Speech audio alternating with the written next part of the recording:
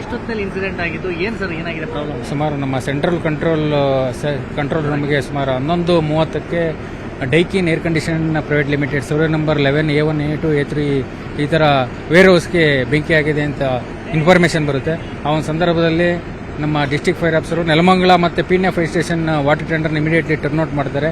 ಆ ಒಂದು ಸಂದರ್ಭದಲ್ಲಿ ಏನಾಗುತ್ತೆ ಅಂದರೆ ಪರ್ಫ್ಯೂಮ್ ವೇರ್ ಹೌಸ್ಗೆ ಬೆಂಕಿ ಆಗಿರುತ್ತೆ. ಮೊದಲನೇದಾಗಿ ಇಮಿಡಿಯೇಟ್ಲಿ ಅದು ಸ್ಪ್ರೆಡ್ ಆಗಿ ಇಡೀ ವೇರ್ ಹೌಸ್ಗೆ ಆವರಿಸ್ಕೊಂಡಿರುತ್ತೆ. ಸುಮಾರು ನಾವು ಒಂದು 50 ಜನ ಫೈರ್ ಫೈಟರ್ಸು ಈ ಒಂದು ಅಗ್ನಿಯನ್ನು ನಂದಿಸೋದ್ರಲ್ಲಿ ಯಶಸ್ವಿಯಾಗಿದ್ದೀವಿ. 2 ಚೀಫ್ ಫೈರ್ ಆಫೀಸರ್ ಲೆವೆಲ್ಲು, 3 ಜನ ರೀಜನಲ್ ಫೈರ್ ಆಫೀಸರ್ ಲೆವೆಲ್ಲು, ಒಂದು 50 ಜನ ಫೈರ್ಮೆನ್, ಲೀಡಿಂಗ್ ಫೈರ್ಮೆನ್ ಇದರ ಬಂದ್ಬಿಟ್ಟು ಬೆಂಕಿಯನ್ನು ಸಂಪೂರ್ಣವಾಗಿ ಹತೋಟಿಗೆ ತಂದು, ಈ ಬೆಂಕಿಯನ್ನು ಹತೋಟಿಗೆ ತರಲಿಲ್ಲ ಅಂದರೆ ಹಿಮಾಲಯ ಡ್ರಗ್ಸ್ ಇತ್ತು ಮತ್ತು HSD ಸ್ಟೋರೇಜ್ ಇತ್ತು. ಈ ಒಂದು ಎಲ್ಲ ಔಟರ್ ಇದರಲ್ಲಿ ಏನೇನಿತ್ತು ಅವಕ್ಕೆಲ್ಲ ವ್ಯಾಪಿಸತಕ್ಕಂಥ ಒಂದು ಸಂದರ್ಭ ಇತ್ತು. ಅದಕ್ಕೋಸ್ಕರ ನಾವು ಸುಮಾರು ಒಂದು 10 ವಾಟರ್ ಟೆಂಡರ್ ಬೆಂಗಳೂರಿನ ವಿವಿಧ ಭಾಗಗಳಿಂದ ತಂದು ಈ ಫೈರನ್ನು ನಿಯಂತ್ರಣಕ್ಕೆ ಹತೋಟಿಯಲ್ಲಿಟ್ಟು ಇನ್ನೊಂದು 10% ಒಂದು ಬೆಂಕಿಯನ್ನು ಆರಿಸಬೇಕಾಗುತ್ತೆ. ಈ ಒಂದು ನಮ್ಮ ಇದರಲ್ಲಿ ನಮ್ಮ ಫೈರ್ ಫೈಟರ್ಸ್ ಎಲ್ಲ ಕಾರ್ಯನಿರತರಾಗಿರೋದು ನೋಡ್ತಿದ್ದೀರಾ. ಏನು ಅನ್ಸುತ್ತೆ ಸರ್, ಫೈರ್ ರೀಸನ್ ಏನಾಗಿದೆ ಅನ್ಸುತ್ತೆ ಸರ್?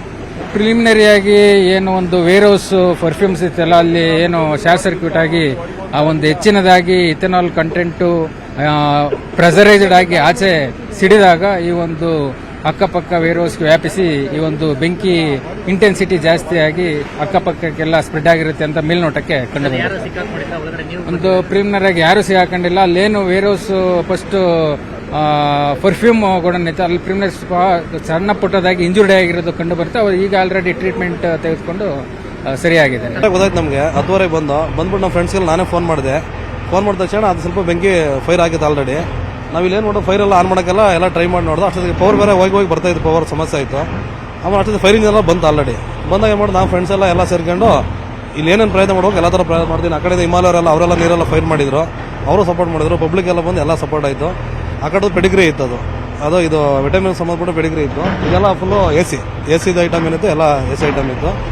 ಅಷ್ಟೊಂದು ಬಂದು ಎಲ್ಲ ಇದು ಮಾಡಿ ಮಾಮೂಲಿ ಏನಿದೆ ಸರ್ 3 ಗೋಡನ್ ಇದೆ. ಒಂದು ಪೆಡಿಗ್ರಿ ಒಂದು AC, ಒಂದು ಇನ್ನೊಂದು ಪರ್ಫ್ಯೂಮ್, 3 ಇದೆ. ಪೆಡಿಗ್ರಿ ಇದೆಲ್ಲ ಅದ ಸ್ಟಾರ್ಟ್ ಆಗಿದೆ, ಪರ್ಫ್ಯೂಮ್ ಸ್ಟಾರ್ಟ್ ಆಗಿದೆ. ಹೌದು ಸರ್, ರೀಸನ್ ಏನಂತ ಗೊತ್ತಿಲ್ಲ. ಫೈರ್ ಆದ ಬೆಂಕಿ ಆದ ಮಾತ್ರ ಹೊಗೆ ಬಂತಲ್ಲ ಅವಾಗ ಗೊತ್ತಾಯ್ತು. AC ಎಲ್ಲ ಇತ್ತಲ್ಲ, ಹಂಗೆ ಫೈರ್ ಆಗಿ ಬಂತು, ಜಾಸ್ತಿ ಆಗಿದೆ, ಅಪ್ಕೊಂಡಿದೆ ಅಷ್ಟೇ. ಇಲ್ಲ ಯಾರು ಸಂಡೇ ಇತ್ತಲ್ಲ, ಯಾರು ಇತ್ತಿಲ್ಲ.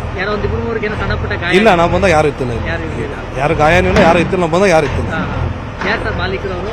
ಲೋಕೇಶ್ ಅಂತ ಹೇಳಿ ಎಲ್ಲ ಕ್ಲೋಸ್ ಇತ್ತು. ಮಾಮೂಲಿ ಸಣ್ಣ ಪುಟ್ಟ ಕೆಲಸ ಯಾರು ಒಬ್ರು ಓಪನ್ ಮಾಡ್ಕೊಂಡಿರ್ತಾರೆ. ನಾವು ಬಂದಾಗ ಒಟ್ಟಿಗೆ ವೆಹಿಕಲ್ಗಳ ಗಾಡಿಗಳೆಲ್ಲ ಇದ್ದು ನಾವೆಲ್ಲ ಮೂವ್ಮೆಂಟ್ ಮಾಡಿಸ್ತೀವಿ. ಇದೇ ಫಸ್ಟ್ ಟೈಮ್. ಜಾಸ್ತಿ ವೆಹಿಕಲ್ಸ್ ಬಂದಿದ್ದು ಮಾಡೋದು ಬೇಗ ದೊಡ್ಡ ಅಪಾಯ ತಪ್ಪಿದೆ. ಏನ್ ಅಂದೇನು ಕೆಲಸ ಮಾಡೋ ಟೈಮಲ್ಲಿ ಆಗ್ಬಿಟ್ಟಿದೆ, ಕಷ್ಟ ಆಗ್ತದೆ. ಜನಗಳು ಯಾರು ಇತ್ತಿಲ್ಲ.